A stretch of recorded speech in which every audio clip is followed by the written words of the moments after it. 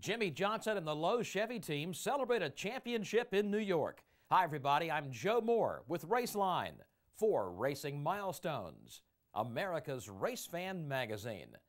Well, it's been a big week in New York already, continues to be as the celebration rolls along, leading up to the crowning of Jimmy Johnson as the 2007 NASCAR Nextel Cup Series champion. A lot going on in the Big Apple. We sat down with Jimmy and Chad Canals to talk about defining moments of 2007.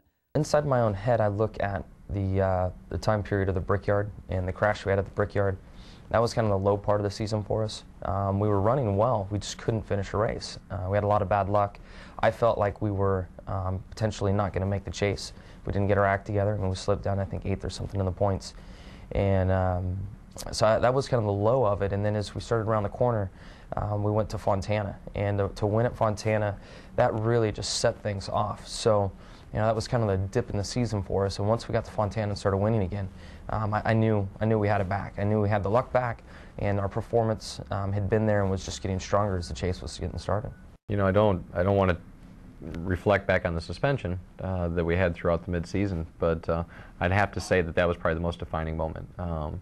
The way that the team stepped up, the way that Jimmy stepped up, really took ownership of what they had to do to make sure that they could carry the team through the next 6 races was something that only a group of guys that were very, very focused and very, very determined could do. And I think that our guys really stepped up and took that challenge. And I'd have to say that was probably what it was, because that stretch of 6 races is what, you know, kind of the meat and the potatoes of the season, you know, really right in the center. I think that really took us into the chase.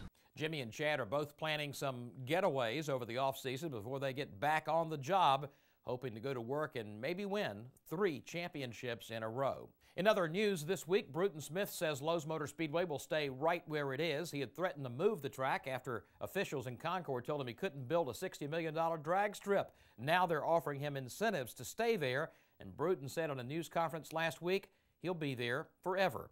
And the Old North Carolina Speedway is being resurrected by former driver Andy Hillenberg. He'll open his schedule on March the 4th with the Carolina 200 for the ARCA REMAX Series and close the year with the season finale for the Hooters Pro Cup. You can find out more by going to RockinghamRacewayPark.com. I'm Joe Moore on Raceline for Racing Milestones Magazine, America's Race Fan Magazine.